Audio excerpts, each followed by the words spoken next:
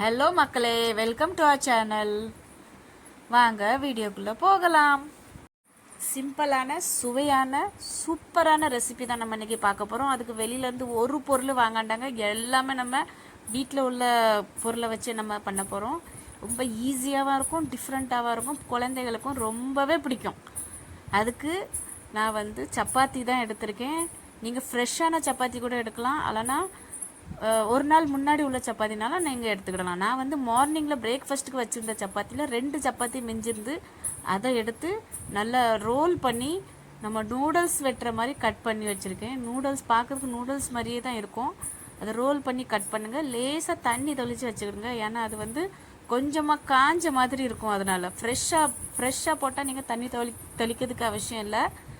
நான் கொஞ்சம் சப்பாத்தி கொஞ்சம் காஞ்ச மாதிரி இருந்து அதனால் நான் கொஞ்சம் தண்ணி தெளிச்சுக்கிட்டேன். அப்புறம் நம்ம ஒரு ஃப்ரை பேனில் கொஞ்சமாக ஆயில் போட்டு கடுகு போட்டு பொரிய வச்சிடலாம். அப்புறம் நம்ம உள்ளி எடுத்துக்கலாம். நீங்கள் பொடி உள்ளி எடுத்தால் ரொம்ப இன்னும் டேஸ்டியாக இருக்கும். என்கிட்ட அன்றைக்கி முடிஞ்சு போச்சு, அதனால் நான் பெரிய உள்ளி எடுத்தேன். ஆனால் நல்லா பெருசாக இருந்துச்சு. ஒரு உள்ளி வேணாலும் நீங்கள் எடுத்துக்கலாம், அதனால் கூட கொஞ்சம் போட்டாலும் இன்னும் டேஸ்ட்டாக தான் வரும். நீங்கள் எவ்வளோ உள்ளி போடுறீங்களோ அவ்வளோ ருசி வரும். ஸோ நான் ஒரு பெரிய உள்ளி எடுத்து நல்லா கட் பண்ணி சூப்பராக நான் அதை ஃப்ரை பண்ணிவிட்டேன். நல்லா ரெட் ஆகிறது வர ஃப்ரை பண்ணேன். பாருங்கள் எவ்வளோ சூப்பராக பண்ணி. அப்புறம் ஒரு தக்காளி போட்டேன்னா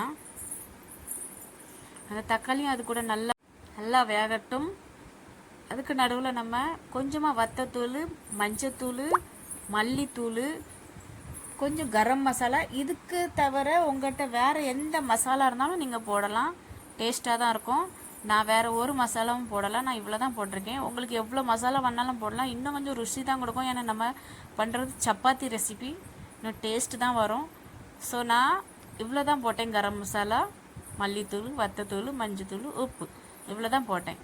இவ்வளோ போட்டு அதை நல்லா ஃப்ரை பண்ணேன். அந்த மசாலா பச்சை வாடை போகிறது வரை நான் ஃப்ரை பண்ணேன். அப்புறம் தக்காளியும் சப்பாத்தியே ட்ரான்ஸ்ஃபர் பண்ணிடலாம். அந்த வெங்காயம் தக்காளி கூட மசாலா கூட நல்லா மிக்ஸ் ஆகட்டும். நிறைய நேரம் வைக்கணும்னு அவசியம் இல்லைங்க. நம்ம ஏற்கனவே இந்த சப்பாத்தியை நல்லா வேக வச்சு தான் எடுத்துருக்கோம். அதனால ஒரு 2 நிமிஷம் மட்டும் நல்லா மிக்ஸ் பண்ணுங்கள். மிக்ஸ் பண்ணிவிட்டு 2 நிமிஷம் மட்டும் மூடி வச்சுருங்க. அந்த மூடி வச்சதுலேயே அந்த மசாலா எல்லாமே நல்லா நம்ம சப்பாத்தி கூட சேர்ந்துடும். பாருங்கள், ரெடி ஆயாச்சு. நல்ல நூடுல்ஸ் மாதிரி பிரிஞ்சு வரும் பாருங்கள், என்ன சூப்பராக இருக்கும். குழந்தைங்களுக்கு ரொம்ப பிடிக்கும். டெய்லி சப்பாத்தின்னு அவங்க வெறுப்பாக இருப்பாங்க. இதை பண்ணி கொடுங்க, கண்டிப்பாக அவங்க டிஃபன் கொண்டு போவாங்க, டிஃபன் சந்தோஷமாக சாப்பிடுவாங்க. இந்த ரெசிபி உங்களுக்கு பிடிச்சிருந்தா கண்டிப்பாக நீங்கள் செஞ்சு பார்த்துட்டு கமெண்ட்டில் சொல்லுங்கள். இந்த வீடியோ பிடிச்சிருந்தா கமெண்ட் பண்ணுங்கள், லைக் பண்ணுங்கள், ஷேர் பண்ணுங்கள். தேங்க்யூ மக்களே.